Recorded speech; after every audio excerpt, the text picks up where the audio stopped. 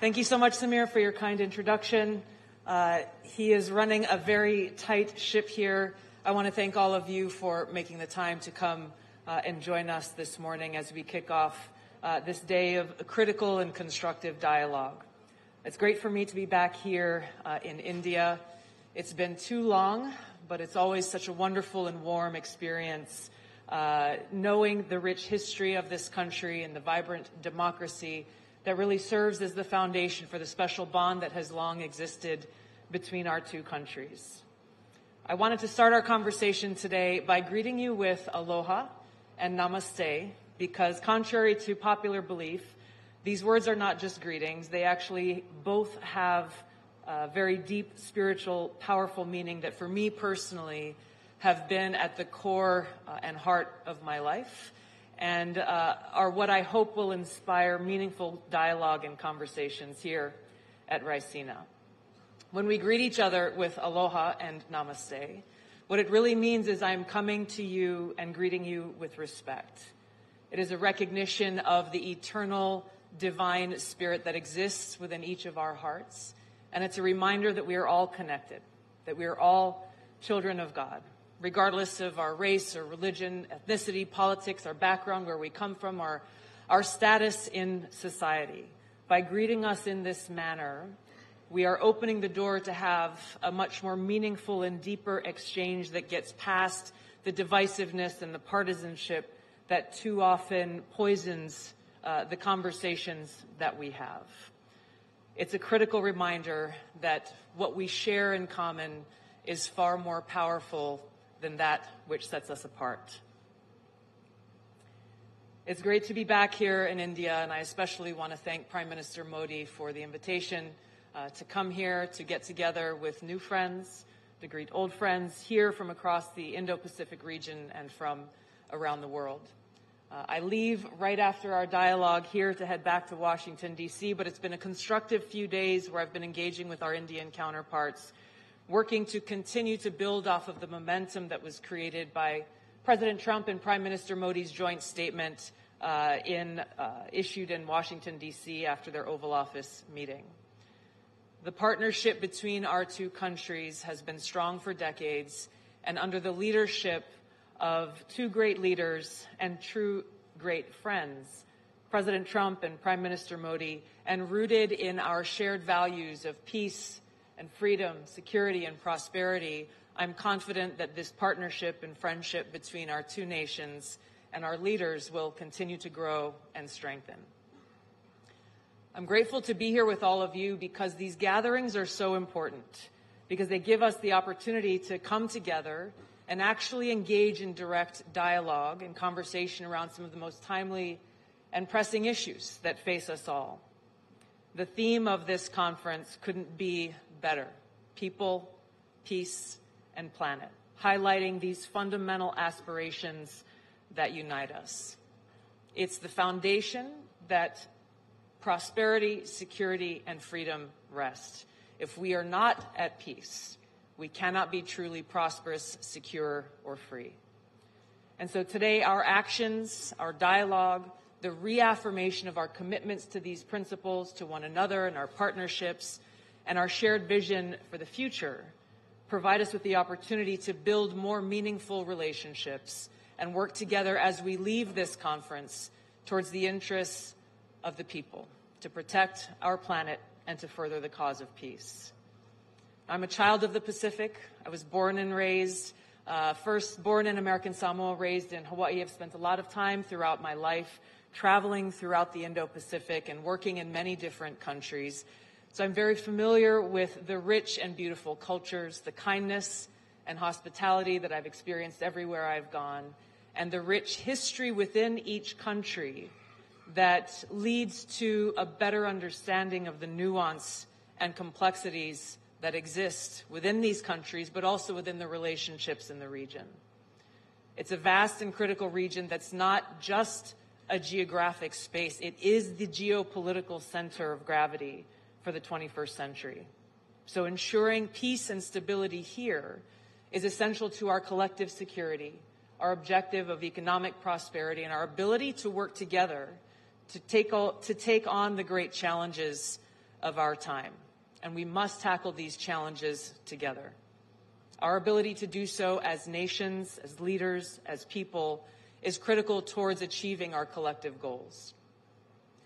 Unfortunately, we live in a time where war and conflict is being waged on many fronts around the world.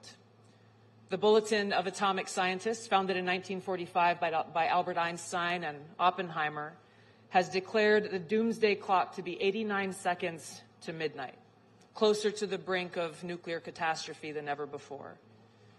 So your focus again on peace, people, and planet is timely.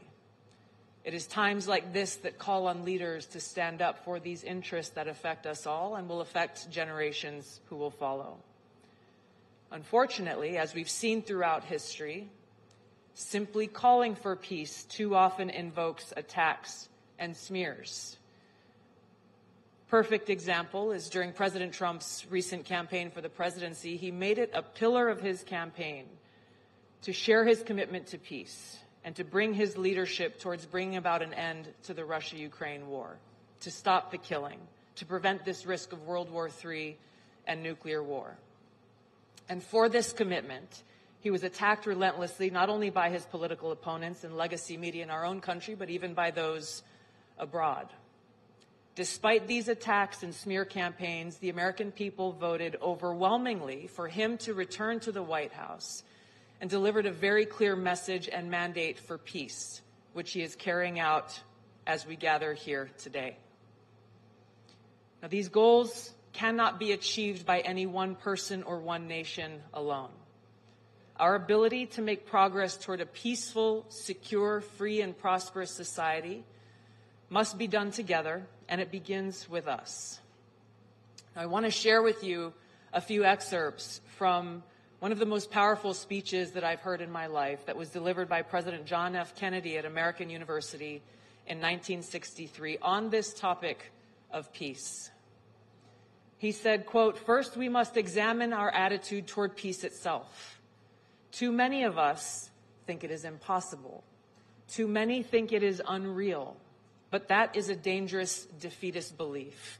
It leads to the conclusion that war is inevitable, that mankind is doomed, that we are gripped by forces that we cannot control. We need not accept that view. Our problems are man-made, therefore they can be solved by man." President Kennedy goes on to say, "Man's reason and spirit have often solved the seemingly unsolvable, and we believe they can do it again." He says, "I'm not referring to the absolute infinite concept of peace and goodwill of which some fantasies and fanatics dream. Let us focus instead on a more practical and attainable peace, based on a series of concrete actions and effective agreements which are in the interest of all concerned. There is no single simple key to this peace, no grand or magic formula to be adopted by one or two powers. Peace must be the product of many nations, the sum of many acts. It must be dynamic, not static, changing to meet the challenge of each new generation. With such a peace, there will still be quarrels and conflicting interests, as there are within families and nations. World peace, like community peace, does not require that each man love his neighbor. It requires only that they live together in mutual tolerance, submitting their disputes to a just and peaceful settlement." He closed by saying, "So let us persevere. Peace need not be impracticable, and war need not be inevitable. By defining our goal more clearly, by making it seem more manageable and less remote, we can help all people to see it, to draw hope from it, and to move irresistibly toward it." These powerful words were as powerful and true and relevant then in 1963 as they are today. In the United States, President Trump remains unwavering in his commitment to achieving peace through a strategy rooted in realism and pragmatism. Securing peace through strength, which he speaks of very often, requires strong leadership with a clear-eyed and realistic understanding of the global challenges, that exist as well as the opportunities. It requires a commitment to fostering cultural and economic ties that reduce the likelihood of an escalation to conflict, and a dedication towards reinforcing our mutual interests. It requires leaders have the courage to engage directly with both friends and adversaries alike, to increase understanding, to resolve differences, and to work to prevent an escalation to conflict.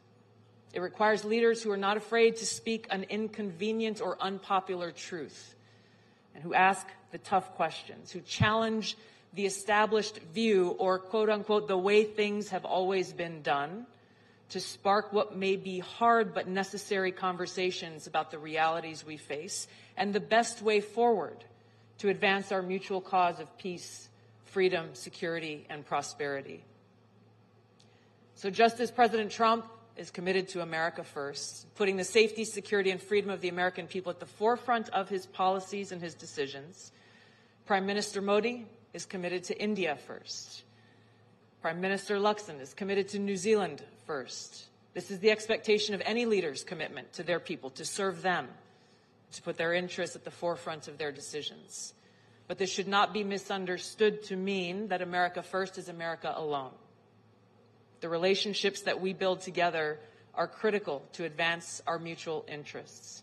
And it's why gatherings like this here at Raisina are so important, because it brings us together here, people from over 120 countries around the world, providing us a platform where heads of state, ministers, directors, leaders in business and nonprofits and strategic think tanks can actually come together in that spirit of aloha for robust dialogue and debate that will help us increase our understanding of one another. It is our shared values that will continue to shape the future of our partnerships and the world. And while we represent our own sovereign nations with unique perspectives and unique interests, by working together honestly, transparently, and strategically, we can ensure a more peaceful, free, secure, and prosperous future for our people and the world. Thank you so much. Aloha. Jai Shri Krishna. Thank you. Please join us.